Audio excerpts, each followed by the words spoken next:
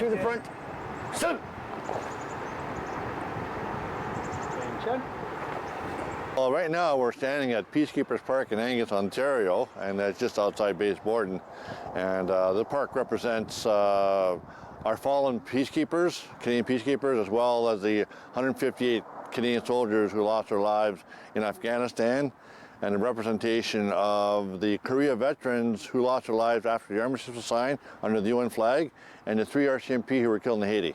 The park itself is very special to me, as I've been a strong believer in peacekeepers. I've been a strong believer that they need to be recognized for their service.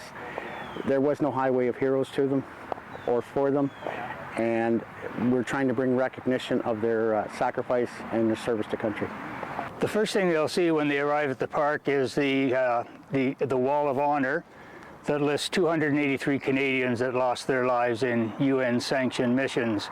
And as you walk through the park, you will see their names come into the light in pictures and bios of all the individuals that are named on the Wall of Honor. Because the wall, we had a ribbon cutting ceremony in 2011. I'll tell you how excited I was. The wall hadn't finished yet. They were still working on August 9th, that day, for the parade. And the parade starts at 11 o'clock. I was here at 4:30 in the morning in full uniform, just in anticipation. I couldn't sleep. And myself and then Deputy Mayor, who's now the Mayor of the township, Sandy McDonald, she and I are wiping down the wall with all the dust, getting all ready for the parade. It was just an amazing day.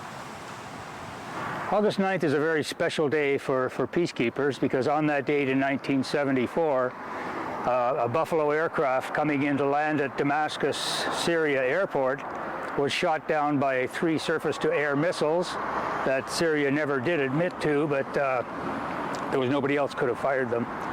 On board were 9 Canadians, and they were all killed. 2 of those members were from Angus, which makes the park in Angus even that more relevant. And on August 9th, every year now, is National Peacekeepers Day. So there are 22, 23 chapters across Canada. They do a small little thing where they are. And we do a huge parade here. It's probably the second biggest parade in the area, second to November 11th. It's huge. We have the Base Borden has been fantastic. They supply us with some troops for the parade, the equipment we need, the tents, the chairs, the communication system, the township, the businesses. They allow us for parking. We have the OPP who shut down the highway or the roads here so nobody gets hurt.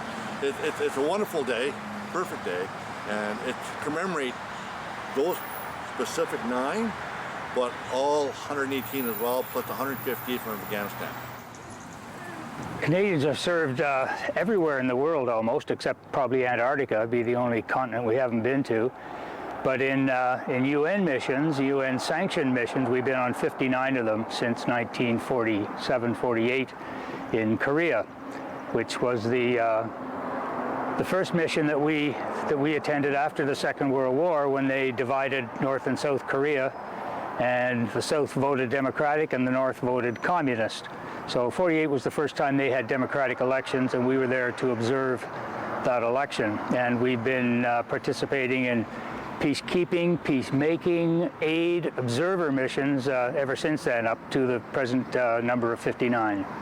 I served in 1977 to 1978 in Egypt, and that's when the Egyptians and the Israelis were having their issues, and I was a 19-year-old soldier going overseas for the first time ever, and I hadn't even left Canada, and next thing you know, I'm in a different country doing this job, which I said, wow, this is incredible. I actually thought I was going on a holiday. That was my mental thought about that, because, you know, I'm going to see the pyramids, I'm going to a desert, it's fantastic, they're paying me to go there. But I had a really big shock the first day I arrived in Cairo. And as we land in Cairo, we're told to keep our seats. I'm looking out the window, and there's a body of a Canadian soldier being put into the belly of the aircraft to come home. I'm going on the same mission he was killed on. So that was really a sobering moment for me. And so I knew this is not a holiday. This is for real. So that started my whole thought process totally differently. I served in Cyprus in 1978, 1979, and 1989.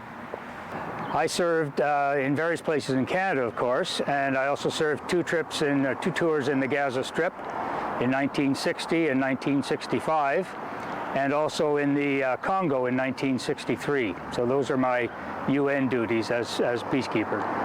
Over my right shoulder are the portraits that I have done of the fallen peacekeepers and the Afghanistan veterans.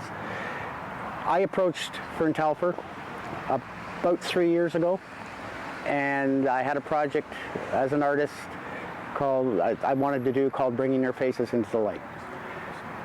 The concept is we go to memorials and we see names in stone, and we continue to see names in stone, and after a while they're just names in stone. We know nothing about them. What I wanted to do was individual portraits of these fallen men and women. I wanted to tell their story. They're not just names in stone. They're sons and daughters, mothers, fathers. You try to talk to families as much as possible. Sometimes it's easy. With some of the ones that were killed, that lost their lives, let's say in the 50s and 60s, it's hard. But to give an example, just this week, one of the Buffalo Nine, Ron Spencer, his son reached out to me. I made contact with his son in Nova Scotia, and as the project has gone along, people have opened up more. We try to bring respect to the individuals who have fallen, but I also try to bring respect to the parents. And I have met many of the mothers. It's emotional. I have met many of the children, and it can be tough sometimes, but they're appreciative. And as long as I stay that I'm honoring them, I believe that I'm doing the right thing. The idea is to bring school kids, doing a history project, whatever, bring them up here, come off the bus, and we're going to give them a tour. And you start at the one end and work your way down. We give you a really good history of what the Canadian soldiers have done around the world and where we've served. And that's the whole idea, to give them a pretty good idea. Who are we? What have we done? Why do we do this? We've sacrificed a lot, give their lives. Well, that's what this is all about. It's bringing home the point that this date and our purpose and function in life has to be remembered. We cannot forget the contributions we made to world peace, and we commemorate especially on that day. It's a legacy. It's also to remember our Canadian fallen.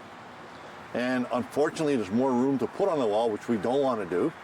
Somebody asked me one day, how many names are there in the wall? And I said, one is too many.